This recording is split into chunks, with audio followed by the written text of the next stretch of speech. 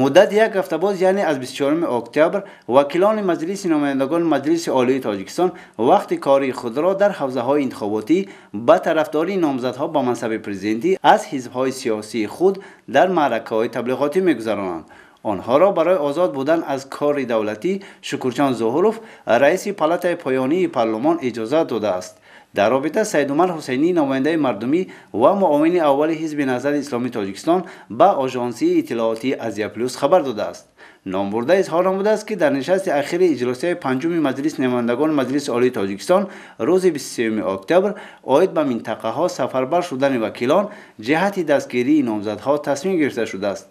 حسینی گفته است که ظهوروف رئیس پالات آن زمان اعلام نمود که با درخواست وکیلان از حزب‌های سیاسی رهبریت مجلس نمایندگان مجلس عالی تاجیکستان به آنها اجازت می‌دهد تا به کارهای تبلیغاتی بپردازند. به قول وکیل مردمی این قرار خلاف رگلامنت مقام عالی قانونگذاری کشور میباشد. سید عمر حسینی اعلام نموده است که 10 نفر وکیلان غیر حزبی هم از کار بی‌واسطه آزاد کرده شدند. عین زمان شادی شبدالف رئیس حزب کمونیستی تاجیکستان در این باره گفته است که طبق قانون‌های عمل کننده جمهوری در زمان برگزاری انتخابات تنها شخصان با اعتماد نامزدها با نگهداری پرداخت معاش مهنت از کار اساسی آزاد کرده میشوند. شبدالوف در ادامه مطلبش آورده است که مطابق رگلامنت مجلس نمایندگان مجلس عالی تاجیکستان وکیلان پارلمان فقط در دوره تعطیلات تابستانه برای واخوری با انتخاب کنندگان به منطقه ها سفر کرده می توانند. بنابر معلومات موجوده تنها 3 نفر وکیلان پالات پایانی پارلمان یعنی علیم سلیم زاده شخص با اعتماد نامزد از حزب خلقی دموکراتی تاجیکستان امام علی رحمان، شادی شبدالف شخص با اعتماد نامزد از حزب کمونیست اسماعیل طلبکوف و وکیل محمد شریف نازیموف شخص با اعتماد نامزد از حزب اصلاحات اقتصادی تاجیکستان عالمجان بابایف همچون شخصان با اعتماد نامزدها با منصب پرزیدنتی از سوی کمیته مرکزی انتخابات و رایدهی رسما ثبت نام شدند. طبق اطلاع خبرگزاری‌ها جناح حزب حاکم تاجیکستان که در پالات پایانی پارلمان 45 نفر وکیل دارد با پررگی برای واخوری با نماینده ها روانه منطقه های کشور شدند و بنابر معلومات رسیده وکیلان روز دوشنبه 3 نوامبر به کار میبرایند. شورای سیاسی حزب سوسیال دموکرات تاجیکستان انتخابات پرزیدنتی در تاجیکستان را تحریم یا به اصطلاح بایکوت اعلام نموده است. در قرار همچنین آمده است انتخابات پرزیدنت جمهوری تاجیکستان 2013 را که در اساس قانون نامکمل و غیر کنستیتوسیونی نابرابری حزب‌های سیاسی و نامزدها بخصوص تقلب متشکل در جمع‌آوری امضاها برای دستگیری نامزدها به مقام پرزیدنتی، محروم کردن زیاده از 1.5 میلیون مهاجر کاری از جمع‌آوری امضاها، به قید نگرفتن آیین حال با نظر و پیشنهاد و به قیدگیری غیر کنستیتوسیونی امام علی رحمان همچون نامزد و ایران کردن کنستیتوسیا از جانب پرزیدنت عمل کننده همچون کفیل آن، مجلس عالی جمهوری تاجیکستان، کمیته مرکزی انتخابات و رایدهی و سطح‌های مختلف مقامات حاکمیت دولتی جریان گرفت غیر قانونی و قلبکی اعلام می‌کند. در همین حال عبدالمنان دادایف راهبر دستگاه کمیته مرکزی انتخابات و آوازدهی تاجیکستان تحریم انتخابات از سوی حزب سوسیال دموکراتی تاجیکستان را اظهارات به اساس خوانده گفته است که آن هیچ بر روند انتخابات تأثیری نخواهد گذاشت و انتخابات آزادانه و دموکراتی و شفاف برگزار خواهد شد. از دیگر احزاب مخالف حکومت حزب سوسیالیستی تاجیکستان با رهبری میرحسین نظریف و حزب مخالف وطندار داداجان عطالایف نیز انتخاب پرزیدنتی را تحریم نموده بودند. در این روند حزب نهضت اسلامی تاجیکستان اعلام نمود که در انتخابات شرکت نمی‌کند و حضور نداشتن آنها در معرکه معنای تحریم را ندارد. روزنامه فرج نوشته است گویا اوازه‌های میان مردم پخش شده است که محیدین کبیری وکیل مردمی و رئیس حزب نهضت اسلامی تاجیکستان کشور را ترک نموده باشد. در رابطه تیمور ورقی سردبیر تلویزیون مستقل ماهواره‌ای صفا گفتگوی تلفنی را با حکمت الله سیف الله زاده سخنگوی حزب نهضت اسلامی تاجیکستان انجام داده است که پیشکش بینندگان می‌گردد. در واقع در مرحله‌های خاص چنین یک آوازه‌های در نسبت سفرهای کاری یا که یک طبابتی که صورت می‌گیرد از جانب رئیس حزب نظری اسلامی تاجیکستان آوازه‌های به هر معنا پهن می‌شوند. ولی اخیراً در این اخیر این گونه آوازه‌ها در زمینه انجامی یا در روند انجامیابی انتخابات ریاست جمهوری صورت می‌گیرند که گویا رئیس حزب نظری اسلامی تاجیکستان کشور را ترک کرده باشد به کدام خاطری. ولی بنده به این نظر هستم که من پیوسته در علاقه تلفنی و اینترنتی با برادر کبیری هستم و اصلا قبل از سفرش هم میدونم که این گونه کارها هیچ زمینه ندارند و این یک سفر کاری بود که باعث شده از همون تعطیلی که از قبل معلوم بود که ریاست پارلمان تمام وکیلان رو برای تبلیغ جناب آقای رحمان با مناطق میفرستد. پس چی ضرورتی است که در این مرحله کبیره در کشور حضور داشته باشد و میتواند از این گونه فرصت‌های استفاده کرده کارهای خویش رو در خارج انجام، کارهای دیگری خویش رو در اونجا انجام دهد. بخصوص شرکت در یک کنفرانس که همچون رئیس فدراسیون گندبال باید که در کشور قطر شرکت میکرد اونجا سفر کرد و یک تشخیص طبابتی هم که ضرورت داشت در آنجا انجام میدهد. خلاصه که هدف سفر کاری است و طبابت کردن. بله بله بله، هیچ چیزی نیست. من با صراحت باز میگم که چنین یک آوازه ها اگر یک سال پیش از جانب دایره های خاص صورت میگرفتن، امروز متاسفانه از جانب بعضی دوستان خبرنگار ما مطرح شده است که گویا چنین یک تصمیم از جانب کبیری به خاطر شرکت نکردن و با یک سفر طولانی گویا بیرون از کشور باشد. رئیس حزبتون کی برمیگرده باشد که نقشهشون چیست؟ نقشه البته که میشد که از تا انجام انتخابات برگردد، ولی در هیچ کدام کاری جدی ما در نگاه برنامه‌ریزی نداریم. پس احتمال دیگر بعد از انجام انتخابات برگردد. با فکر شما این آوازها از کجا سرچشمه میگیرد؟ من گفتم که قبلا من میتوانستم از نگاه تحلیلی بگم که از جانب دایره های خاص، ولی حالا نمیتوانم بگم که آیا این از همون دایره هاست یا یک گونه خبرنگاران داریم دوستانی که دوست می‌دارند همین گونه آوازه ها را در وسایل اخبار پهن کردن. البته مرحله حساس و سفر در این گونه مرحله ها دایر شدن و هر شکل این گونه دایره های خبرساز میخواهند که همین گونه خبرها را بسازند و توجه رسانه خود را به آن جلب بسازند. گمان میکنم که حالا همین چیز در ظاهر به همین چیز است. البته جناب کبیری یک شخصی مطرح جامعه است.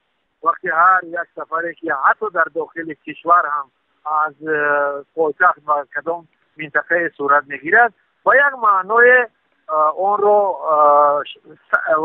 شکل میدهند و همین خاطر من میگم که این زمینه ها همین هستند که وقتی شخص مورد توجه و مطرح هست این گونه آوازه ها را آنها دوست می‌دارند که پخش بسازند.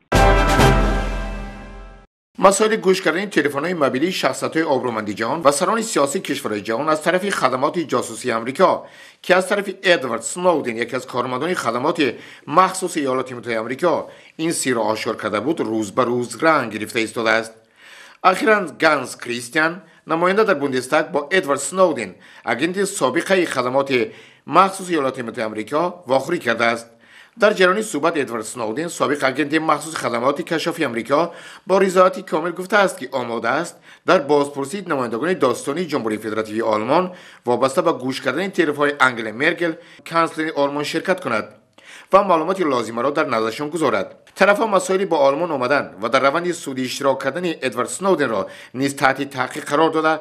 آقای سنودن با رضایت کامل گفته است که او به این کار آماده است که با آلمان بیاید آقای سنودن در جریان صحبت اشاره کرده است که او درباره خدمات مخصوصی آمریکا بسیار چیزهای زیادی را می‌داند و آماده است که آنها را نیز در روند سعودی در آلمان فاش کند. جناب شتریالبه اظهار داشته است که کمیسیون درباره تحقیق فعالیت نهادهای مخصوصی آمریکا در آلمان روز 18 نوامبر تصدیق می‌شود. مورد به یادآوری است که با گفت ادوارد سنودن نهادهای مخصوصی آمریکا تلفن انگلا مرکل کانسلر آلمان را سال 2002 گوش کردند.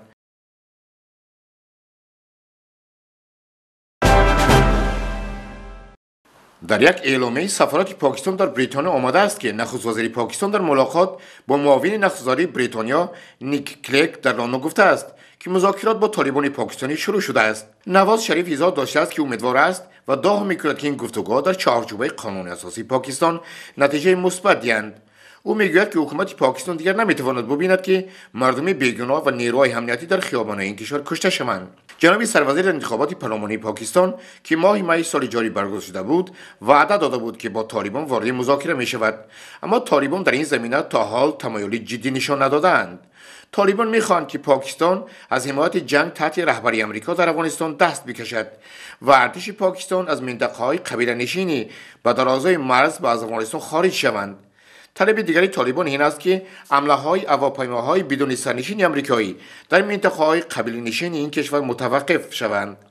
موضوع حمله‌های هواپیماهای بدون سرنشین یک موضوع حساس میباشد که نه تنها طالبان پاکستان بلکه شماره زیادی از پاکستانی‌ها هم خواهان پایان دادن به آن بوده و آن را نقض حاکمیت ملی کشورشان می‌خوانند. در همین حال جنبش عدالت پاکستان با رهبری عمران خان دیروز هشدار داد که اگر در روند مذاکرات صلح هواپیماهای بدون سرنشین آمریکایی حمله ها انجام دهند تمام راه‌های اکمالاتی ناتو در پاکستان بسته خواهند شد. عمران خان در یک گردهمایی در لاهور گفت حزبش این قدرت را دارد که راه‌های اکمالاتی ناتو را ببندد و هشدار داد که این سخنانش نباید غیر جدی پنداشته شوند. خبرگزاری اسوسییتد پرس در این مورد نوشته است این امید نواز شریف که میگوید مذاکرات در چارچوب قانون اساسی پاکستان برگزار می شود شاید یک اندازه جنجال برانگیز باشد، زیرا طالبان پاکستان میخواهند که یک تفسیر جدیدتر از شریعت اسلامی در پاکستان حاکم شود، شدیدتر از آنچه که در قانون اساسی پاکستان درج می باشد. بعد از پیروزی در انتخابات ماه می، حزب محافظه‌کار رابطه مسلمانان با رهبری نواز شریف از مذاکره با طالبان حمایت کرد و با پایان دادن و زد و خوردهای چند ده ساله برتری قائل شد.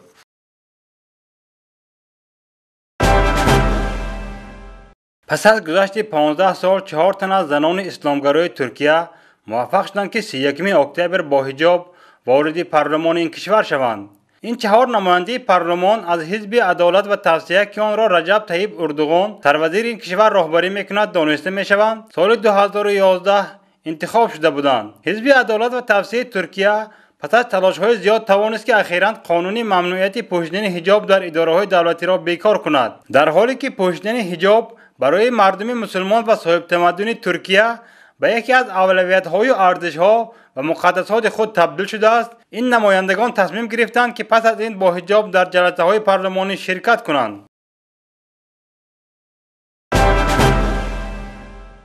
با گزارش شبکه خبری الجزیره، ائتلاف ملی برای حمایت از قانون و مخالفت با تبادلات نظامی 31 اکتبر طی نشست خبری اعلام کرد که کسی پرزیدنت منتخب مصر دکتر محمد مرسی را از قدرت برکنار نکرده است، بلکه گروه آن را ربودند. در این نشست خبری اعلام گردید که ائتلاف ملی تمام مردم مصر را در اعتراض به محاکمه مرسی که قرار است 4 نوامبر برگزار شود و تظاهرات عمومی و چند میلیون نفری در کوچه ها و خیابان ها و میدان های اساسی دعوت میکند. نماینده های ائتلاف گفتند که این راهپیمایی عمومی که به مدت 4 روز پای در نظر گرفته شده است در اعتراض به محاکمه پرزیدنت و 14 تن دیگر از راهبران جماعت اخوان المسلمین زیر شعار هفته محاکمه اراده مردم برگزار می‌گردند. ائتلاف ملی در این نشست هدف از محاکمه مرسی را انتقام از انقلابگران ینوری 2011 به خاطر بازگرداندن رژیم حسنی مبارک پرزیدنت برکنار شده این کشور خوانده است. در همین حال شبکه خبری روسیه الیاو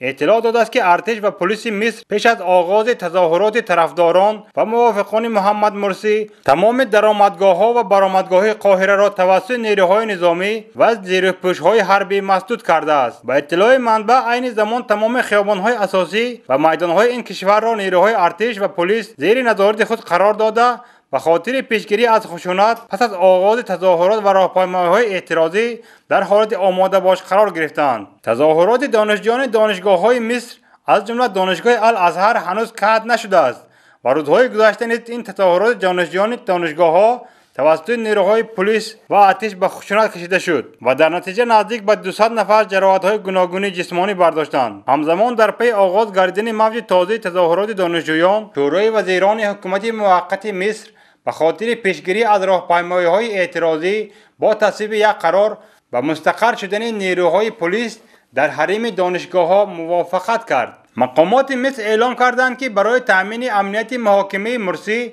در نخستین جلسه دادگاه 4 نوامبر 20,000 نیروی ارتش سفربر خواهد شد. روزنامه الاهرام مصر هم اعلان کرده است که محمد مرسی از مکان بازداشتش طریق چهربال به زندان توری منتقل خواهد شد و سپس از آنجا طریق درآمدگاه داخلی به تالار سود برده خواهد شد.